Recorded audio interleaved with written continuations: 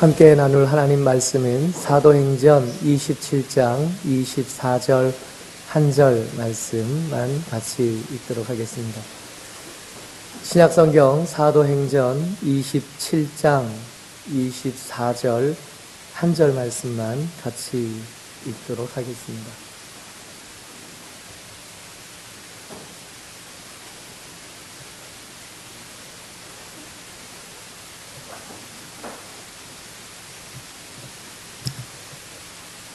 같이 읽죠. 시작. 바울아, 두려워하지 말라. 내가 가이사 앞에 서야 하겠고 또 하나님께서 너와 함께 항해하는 자를 다 내게 주셨다 하였으니. 아멘. 사도 바울은 예루살렘에서 결박당하고 가이사랴에서 2년 동안 감옥에 갇혀 있으면서 총독들과 왕들에게 재판을 받습니다. 그 재판 중에 자기의 뜻이, 자기의 이야기가 충분히 소명되지 못하는 것을 보고 로마 황제에게 자기의 재판을 의뢰했고 그렇게 로마로 압송되어져 갑니다. 2년 동안 지체되었던 그 재판이 로마에 가서 계속 진행되게 되었는데 로마로 가기 위해서 꽤 먼 길을 가는 중에 여정 중에 배에서 있었던 일입니다. 이 배는 애초에 그렇게 적당한 시간에 출발하지를 못했어요. 원래 지중해에는 겨울에는 항해를 하지 않습니다. 계절풍이 심하게 불어서 겨울이 되면 거기에는 배가 다니지 않는 그런 바다이어야 하는데 이 사도 바울이 출발할 때 이미 그 시간이 가을이 깊어진 다음이라 위태한 시간에 출발을 해요. 그렇게 출발을 해서 우여곡절을 겪으면서 겨우겨우 조금씩 더 가다가 그레데에 있는 미항이라는 곳에 도착합니다.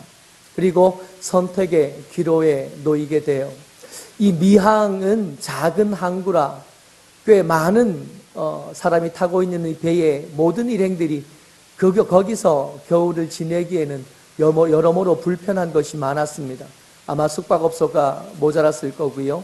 양식을 대기가 쉽지 않았을 거고 거할 곳을 얻기가 그렇게 편하지 않았던 것 같아요.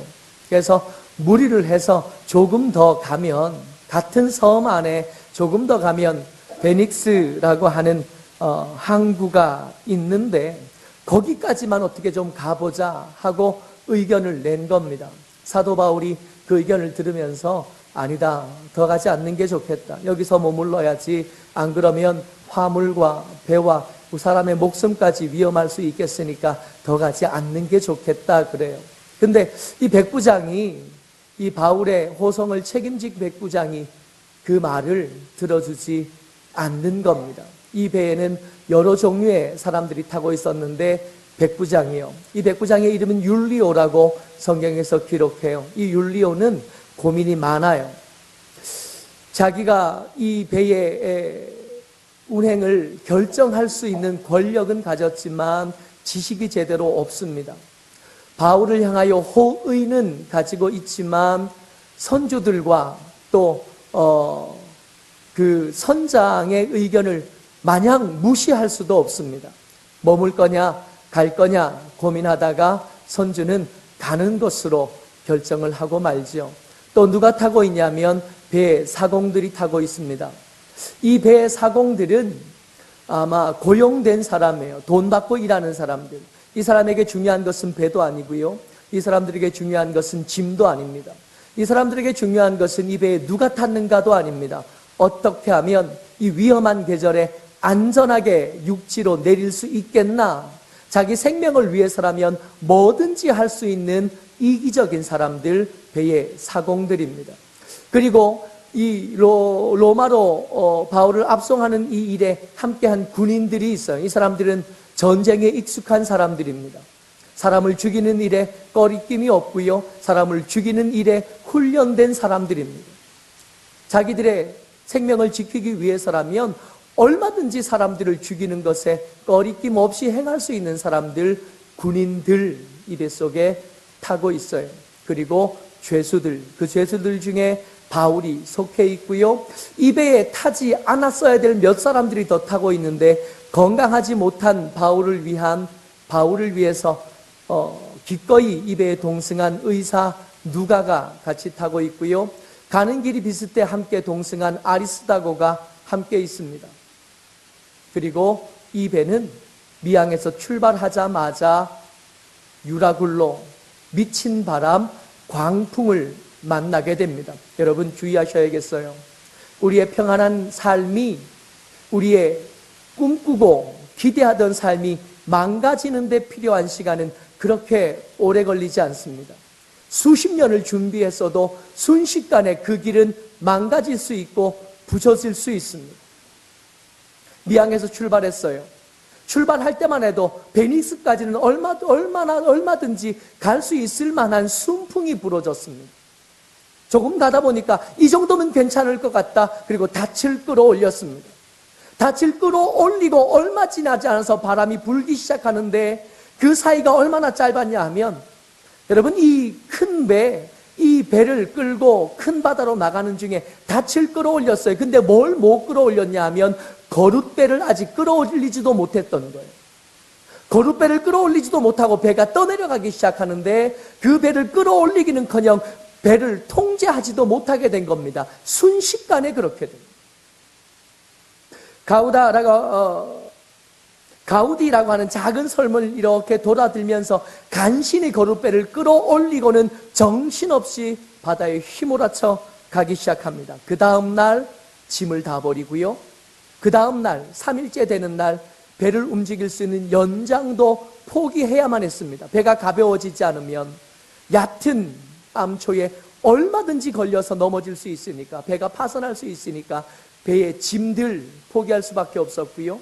그리고 그 배를 움직일 수 있는 기구들까지 더 이상 배에 실어둘 수 없었습니다. 어쩌면 이때 잔인했던 병사들은 고민했을지도 몰라요. 배가 가벼워져야 된다잖아요. 배가 가벼워지기 위해서 배의 기구들까지 버렸어요. 그 다음 뭐 버려야 될까요? 사람들을 내버려야 되지 않겠습니까? 할 수만 있으면 배가 더 가벼워져야 살 수 있겠으니까 말입니다. 하나하나 버려지기 시작합니다. 이 선주들과 선장들이 꿈꾸던 짐은 둘째 날 버렸고요. 사공들이 자기의 생명을 담보할 수 있는 영장들은 3일째 버렸습니다. 남은 거 아무것도 없고 이제 생명들만 거기에 남은 거예요. 같이 읽습니다. 시작. 여러 날 동안 해도 별도 보이지 아니하고 큰 풍랑이 그대로 있음에 구원의 여망마저 없어졌더라.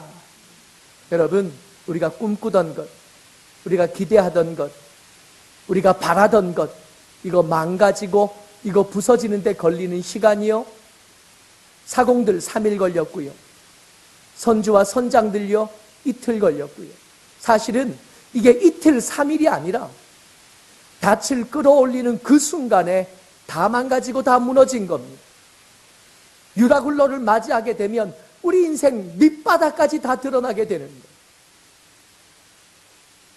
할 수만 있으면 여러분들과 제 인생에 이 미친 바람 광풍 유라굴로가 없었으면 좋겠어요.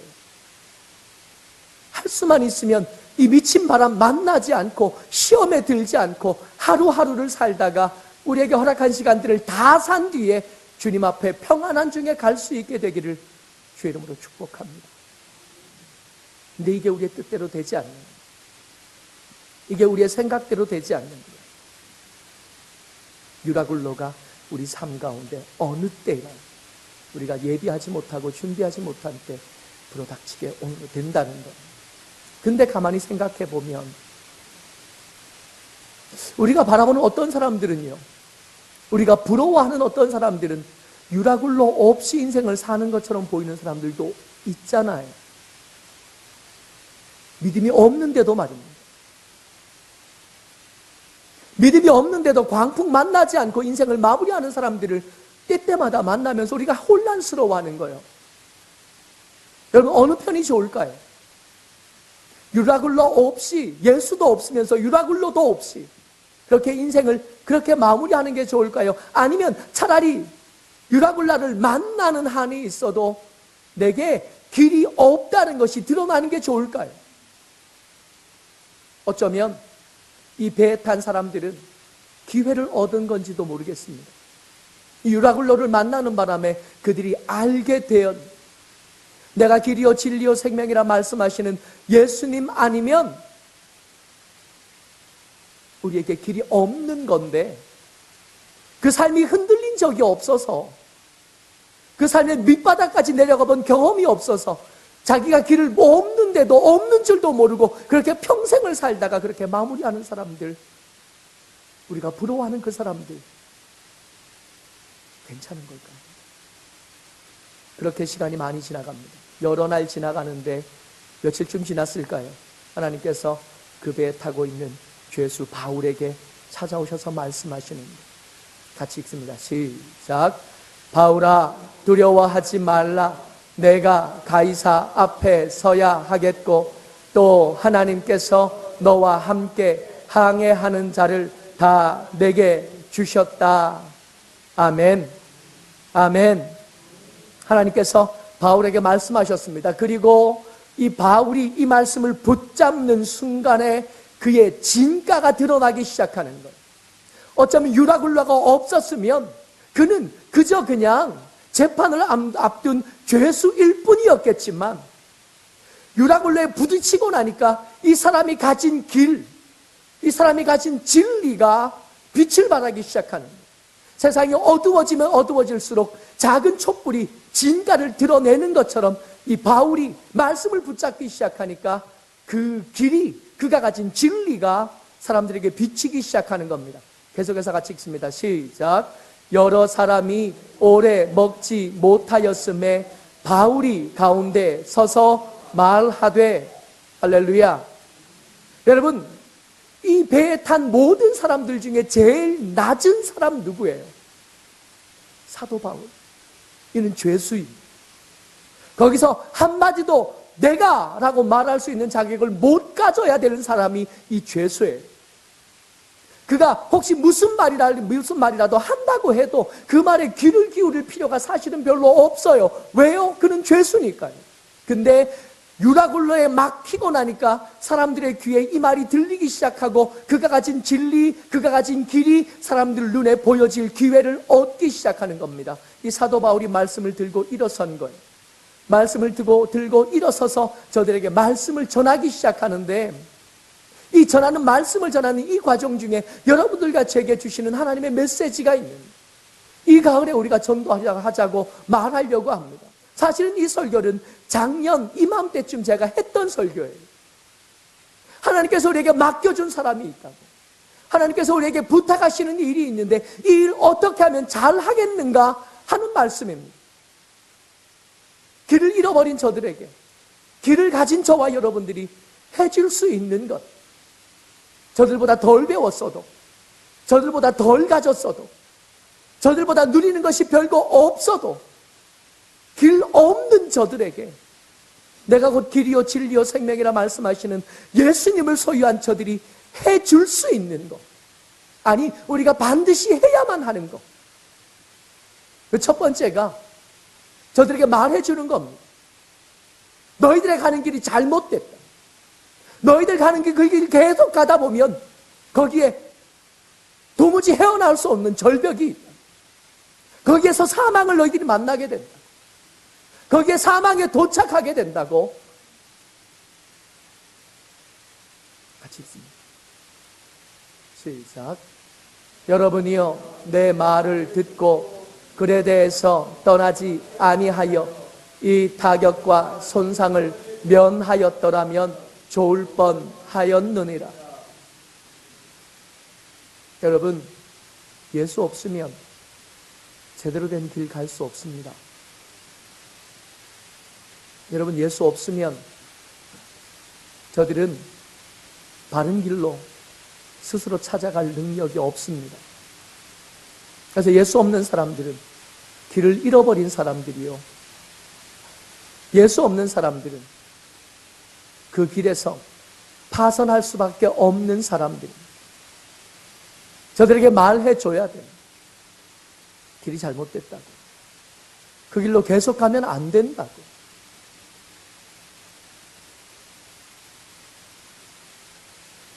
혹시 우리 중에 흔들리신 분들, 우리 중에 힘들고 어려워서 이 길을 계속 갈 수 없다 생각하시는 분들 혹시 계시다면 여러분 이 말씀에 주의하셔야 됩니다. 다른 길이 있으면 이 길로 갈까 저 길로 갈까 고민이라도 해보겠는데 여러분 다른 길 없어요. 이 길만이 유일한 길입니다. 가는 길이 쉽지는 않지만 이 길에서 벗어나는 것과 동시에 우리는 막다른 길에 닿을 수밖에 없습니다. 여러분 기억하시기 바랍니다. 여러분들과 제가 길을 가진 사람입니다. 우리가 말해주지 않으면 저들은 그 없는 길 따라 헤매고 헤매다가 결국엔 사망에 도착하고 그 절벽에서 떨어질 수밖에 없는 이 안타까움이 여러분들과 제게 있을 때 우리는 저들에게 빛이 되어줄 수 있고 저들에게 등대가 되어줄 수 있습니다. 여러분 이 말씀 붙잡고 서는 저와 여러분 되시기를 간절히 부탁을 드려요. 우리가 하지 않으면 누가 할까요? 우리가 아니면 누가 저들을 건져서 살 수 있는 그 길 가운데 세워줄 수 있을까요? 두 번째 우리가 해야 될 일이 있습니다. 어쩌면 우리가 이 일에서, 이 버겁고 힘든 일에서 벗어날 수 없는 이유가 어쩌면 여기 있는지도 모르겠어요. 같이 읽습니다. 시작. 여러분이여 안심하라. 나는 내게 말씀하신 그대로 되리라고 하나님을 믿노라. 여러분 사도 바울이 이 말을 할 때 배는 여전히 흔들리고 있었고요. 이 말을 사도 바울이 그 함께 탄 사람들에게 전할 때 여전히 하늘은 어두웠고 여전히 이들은 며칠, 10일이 훨씬 넘도록 굶주리고 있는 상태였어요. 문제가 해결되었냐고요? 아니요. 여전히 이들은 두려움 가운데 있었고 실패 가운데 있었고 좌절 가운데 있었고 그 좌절이 가득 찬 그 배 안에 사도 바울도 함께 타고 있는데 그 사도 바울이 뭐라고 말해요? 안심하라고 얘기합니다. 누가 누구한테 지금 안심하래요? 사도 바울은 지금 괜찮은 건가요? 사도 바울은 지금 안전해요? 물속에 빠진 사람을 누가 건지는지 아세요? 물속에 빠진 사람을 건지는 것은 함께 빠진 사람은 절대로 물속에 빠진 사람을 건질 수 없습니다. 물속에 빠진 사람을 건지려면 적어도 한 사람은 물 밖에 있어요. 적어도 수영이라도 할 줄 알아요. 적어도 뭔가 붙잡을 것 하나는 붙잡고 있어야 돼요. 근데 이 죄인의 눈에 볼 때는 사도 바울은 어떤 사람이에요? 같이 함께 빠진 사람. 유라굴로를 만난 배 안에 함께 탄 사람이에요. 근데 그가 뭐라고 말하냐면 안심하래요. 근데 그 안심하라고 말하는 근거가 뭡니까? 나는 내게 말씀하신 그대로 될 거라고 믿는 거예요. 똑같이 흘리는 배 속에 똑같은 멀미로 고생하고 똑같이 굶주렸는데도 사도 바울의 안색이 다른 거예요. 똑같이 가난하고 똑같이 못 배웠는데 믿음을 가진 하나님의 사람들의 안색이 다른 거예요. 왜요? 좀 있으면 통장의 잔고에 돈이 들어올 거라서요?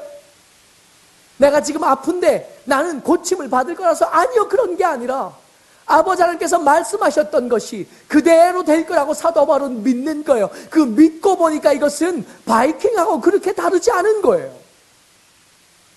여러분 정말 감사하게도 바이킹이 배처럼 생겼잖아요.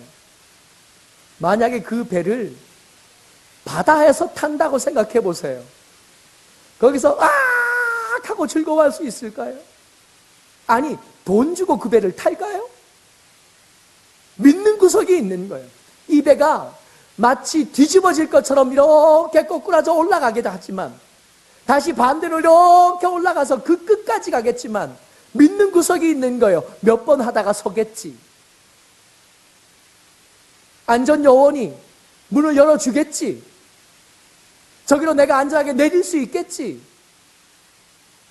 그 믿음이 있으니까 거기서 사진도 찍고 거기서 옆에 사람 안색도 살피고, 저 건너편에 예쁜 여자가 앉았나, 잘생긴 남자가 앉았나, 그거 볼 여유까지 누리는 거예요. 왜요? 믿는 구석이 있어요. 사도 바울에겐 믿는 구석이 있었어요. 하나님께서 말씀하신 대로 내가 가이사 앞에 서게 해주실 거라는 믿음이.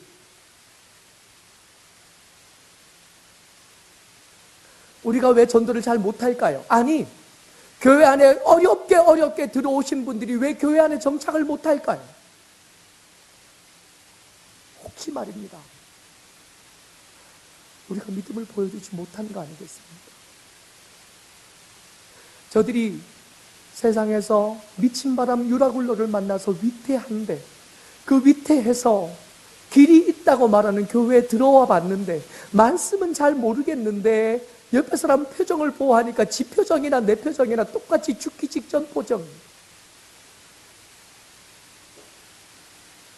그러니까 그 사람들 보니까 여기도 별 수 없겠다 싶었던 거 아닐까요?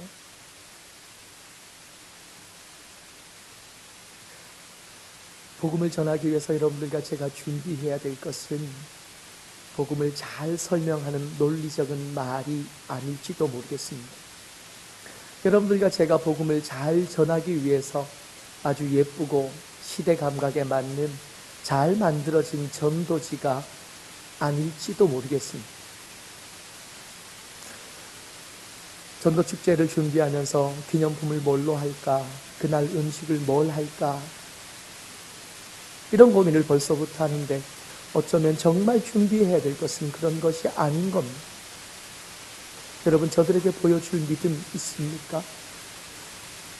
저들에게 보여줄 수 있는 같이 풍랑치는 바다 위에 작은 배를 탔으면서도 그 표정이 흔들림이 없고 마치 바이킹을 탄 것처럼 옆에 사람 안색 살피면서 사진 찍어주고 그렇게 편안히 있다가 걱정하지 마, 곧 내릴 거야. 걱정하지 마, 하나님께서 내게 가이사 앞에 가야 된다 그러셨으니까 내가 가이사 앞에 가려면 입에도 무사해야 되잖아. 그러니까 걱정하지 마 라고 말해줄 믿음인 것 아니겠습니까? 그러고 보면 참 죄송하죠. 그동안 우리 가운데 함께 있다가 계속 같이 못 있겠다 생각해서 떠나신 분들에게 우리 참 죄송한 겁니다. 믿음을 보여주지 못했대. 우리의 불안하고 우리의 알량한 믿음 없음이 저들에게 느껴지고 저들에게 냄새로 나타납니다. 그래서 흔들릴 수밖에 없어요. 그래서 정착할 수 없었던. 우리 옆에 분들에게 좀 죄송하다고 이 얘기 좀 해야 될 것 같아요. 지금이요. 죄송합니다. 제가 믿음을 보여주지 못해서 여러분들이 자꾸 흔들려요. 죄송합니다. 제가 믿음을 보여드리지 못해서 우리의 믿음이 자꾸 흔들립니다. 죄송합니다. 이번에 우리 전도축제 준비하면서 이거 붙잡고 기도 좀 했으면 좋겠어요. 하나님, 저들에게 보여줄 믿음이 우리 가운데서 준비되게 해주십시오. 저들에게 보여줄 수 있는 믿음이 내 속에서 내 표정으로 내 말로 드러날 수 있도록 우리가 준비되게 하여 주옵소서. 그렇게 기도했으면 좋겠습니다. 이렇게 말씀을 마친 뒤에 사도 바울이 이들을 주의 성찬에 초대를 해요. 같이 읽어요. 시작. 떡을 가져다가 모든 사람 앞에서 하나님께 축사하고 떼어 먹기를 시작하매. 여러분, 이 성찬이라는 게 정말 특별한 거거든요. 그저 음식을 먹은 게 아닙니다. 그저 음식을 먹는 것이 아니라 떡을 가져다가 모든 사람 앞에서 하나님께 축사하고 떼어 먹기를 시작합니다. 예수님께서 그 잡히시던 날 밤에, 마지막 밤에 제자들과 함께 나누셨던 그 모습과 똑같은 거예요. 우리가 이거 뭐라고 불러요? 성찬이라고 부릅니다. 이 성찬에는 예수님의 십자가가 붙여요. 예수님께서 흘리신 고난의 피가 거기에 스며져 있습니다. 이 성찬에는 그 죽음과 십자가를 이기고 다시 살아나신 승리의 함성이 거기 들어있는 거예요. 이게 성찬이에요. 이 성찬을 통해서 우리가 기대하는 것은 예수님을 만나는 게 되는 줄을 믿습니다. 우리가 성찬을 통해서 이걸 기대해요. 예수님을 만나게 되기를. 논리적인 말로 잘 안 되던 그 일이 이 성찬을 통해서 누려지게 되는. 제가 설교를 매번 준비합니다마는 최근에 새로운 기도 제목 하나가 생겼습니다. 매번 설교 준비할 때 열심히 쓰거든요. 주일날 오후 예배를 마치자마자 고민하는 게 다음 주에는 뭐 하지? 수요일날 뭐 하지? 주일날 저녁에 해가 질 때쯤 되면 내일 새벽에는 뭐 하지? 하는 생각이에요. 나름대로 고민 많이 하고 열심히 준비합니다마는 그 준비가 부족했다는 것을 최근에 한번 다시 깨닫게 되었습니다. 앞뒤 맞는 말이면 되는 줄 알았어요. 논리적이고 주의 말씀 텍스트의 성경에서 벗어나지 않는 말씀이면 된다고 생각했는데 치명적인 약점이 있었더라고요. 하나님의 계시, 하나님의 말씀에는 반드시 주의 말씀이 들려지는 것과 예수님이 보여지는 것이 함께하면 이게 역사가 일어나는 건데, 앞뒤 맞는 말은 잘 준비하는 것 같으나 변화가 없는 것 보니까 이게 말씀을 듣는 중에 예수님이 저들을 만나는 일에 통로가 되는 일에는 한없이 모자랐구나 하는 것을 알게 됩니다. 사도 바울이 이 성찬을 통해서 저들로 예수님을 만나게 하고 십자가를 지신 예수님을 만나게 하고 그 십자가에서 다시 살아나신 부활의 예수님을 저 성찬을 통해서 만나게 해요. 기가 막힌 일이 벌어집니다. 같이요. 시작. 그들도 다 안심하고 받아 먹으니. 아직까지 배는 흔들리고 있거든. 아직까지 하늘은 어둡거든. 아직까지 바람은 여전히 흔들리고 무서운데 이들이 안심하기 시작합니다. 이들이 안심하니까 사도 바울이 그들의 숫자를 세요. 같이요. 시작. 배에 있는 우리의 수는 전부 276명이더라.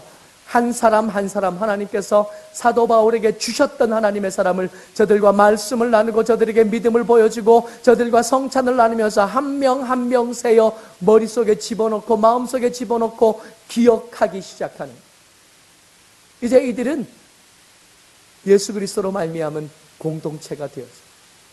이들은 교회가 되었습니다. 여러분들과 제가 하려고 하는 일이 이겁니다.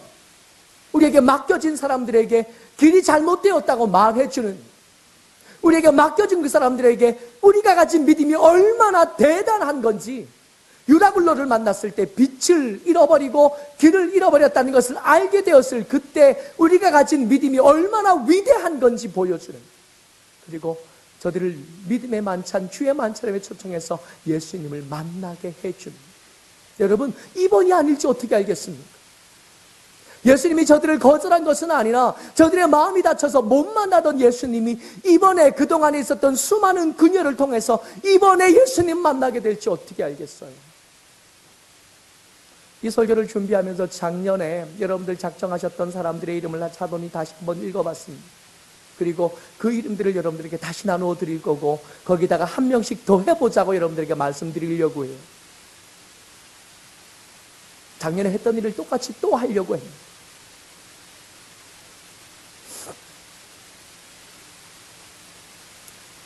제가 가지고 온 사진은 요한 세바스찬 바흐라고 하는 음악가예요. 음악의 아버지라고 부릅니다. 우리나라에서는 핸델을 음악의 어머니라고 부르지만 외국엔 그러지 않는데요. 음악의 어머니 그런 거 없대요. 음악의 아버지 바흐. 이 사람의 이야기를 제가 좀 살펴보면서 정말 놀랐어요. 이 사람이 작곡한 음악들이 이게 번호를 붙이잖아요. 번호를 붙여서 바흐가 작곡한 음악 1번, 2번 해서 몇 번까지 있냐면 지금까지 발견된 것만 1126번까지 있어요. 안 놀라시네요? 뭐 그거 한 곡 작곡하는 것쯤이야 뭐 1126번까지 발견되고 지금도 계속 발견되고 있어서 번호가 끝난 건 아니래요. 정말 기가 막힌 것은 그 중에 244번은 마태순환곡이에요. 이 마태순환곡은 연주하는데 3시간 걸리는 마태순환곡 안에 78번의 곡이 따로 있어요. 그게 244번 하나입니다. 그러니까 실제로 1126곡이 아니라 그 속에 작은 곡들까지 다 합치면 훨씬 더 많아지는 거예요. 사복음서로 다 순환곡을 썼을 거라고 생각되는데 지금 전해지는 것은 마태 순환곡과 요한 순환곡밖에 없대요. 누가 순환곡과 마가 순환곡도 있을 것 같은데 발견은 안 돼요. 요한 순환곡도 46곡입니다. 20년 동안 매주 이 사람이 교회 성가대 지휘자였고 오르간 연주자였잖아요. 이 사람은 매 주일마다 자기가 작곡한 곡을 찬양대를 연습시켜서 연주한 거예요. 20년 동안 하면 1000곡이 좀 넘더라고요. 65세 죽습니다. 근데 이 사람은 죽을 때쯤 이미 눈 질환 때문에 수술을 하고 실명한 상태였어요. 그때도 작곡을 하고 있었대요. 그래서 그 사람이 마지막 작곡한 곡이 668번. 이 곡을 별명이 임종의 코랄입니다. 이것도 자기가 눈이 안 보이니까 직접 못 쓰니까 사위이면서 제자인 사람에게 불러줬대요. 불러주고 그 사위가 그려줍니다. 무슨 얘기를 하고 싶냐면 이 위대한 사람이 위대할 수 있는 거는요, 위대한 어떤 한 가지 일을 했기 때문이 아닙니다. 그걸 매주 한, 어제 한 하나님께서 기뻐하시는 그 일을 오늘 또 하는, 그 일을 계속해가는, 이 사람처럼 엄청난 명곡을 작곡해내지는 못하겠지만 믿음을 보여주는 일, 그 길로 가면 안 된다고, 길이 잘못됐다고 말해주는 일, 할 수만 있으면 저들이 예수님을 만날 수 있는 기회를 누릴 수 있도록 도와주는 일, 이 일을 작년에 한 번 하고 말 게 아니라 오늘 또한, 내일 계속하는, 매번 반복해가 별것 아닌 우리 인생을 위대하게 만들어줄 수 있는 위대한 일상을 누리는 것. 다시 시작할 수 있었으면 좋겠습니다. 그래서 다시 기도 시작하고 잠시 내려놓았고 저들의 태도 때문에 마음이 상했던 우리의 마음들 다시 붙잡고, 하나님, 이번에 혹시 이번입니까? 저들 불쌍히 여겨주십시오. 다시 기도하고 또 다시 찾아가서 말해주고 하는 그런 귀하고 아름다운 일상을 만들어가는 저와 여러분 되시기를 주의 이름으로 축복합니다. 아멘. 이 시간 우리 같이 한번 기도했으면 좋겠어요. 기도할